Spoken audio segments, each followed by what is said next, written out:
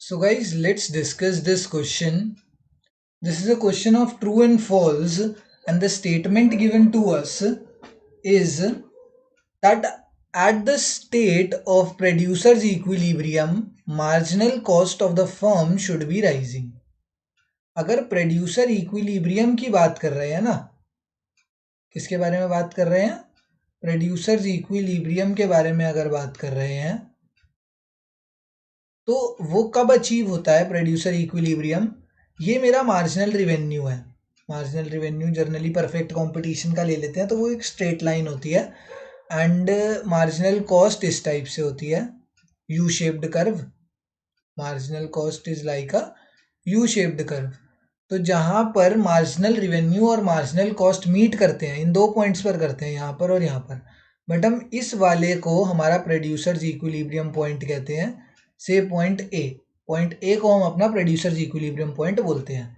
And इसके बाद अगर इसको तुम ध्यान से देखो तो प्रोड्यूसर्स इक्विलिब्रियम के जस्ट बाद अगर तुम देखो तो मार्जिनल कॉस्ट क्या कर रहा है? Marginal cost is rising. Producers equilibrium की दो ही कंडीशन होती हैं। First condition is MC should be equals to MR, वो तो यहाँ पर अचीव हो ही रहा है। सेकेंड कंडीशन क्या है? MC must be rising. MC अपने राइजिंग फेज में होना चाहिए, फॉलिंग फेज में नहीं, राइजिंग फेज में होना चाहिए।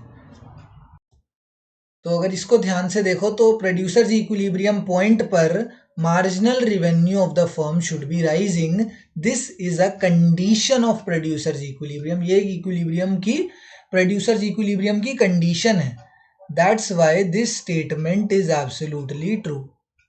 मार्जिनल कॉस्ट अपने डिमिनिशिंग फेज में नहीं होनी चाहिए प्रोड्यूसर्स इक्विलिब्रियम के टाइम पे, वो अपने इंक्रीजिंग या राइजिंग फेज पर होनी चाहिए।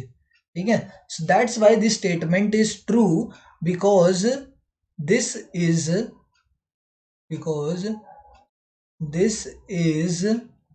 वन ऑफ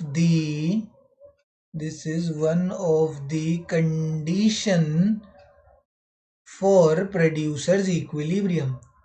ये प्रोड्यूसर्स इक्विलिब्रियम अचीव करने के लिए एक कंडीशन है। क्या कंडीशन है?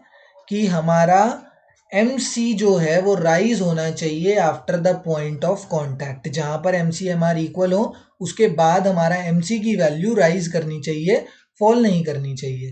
That's why this statement is true कि marginal revenue should be rising at the state of producers equilibrium. Thank you.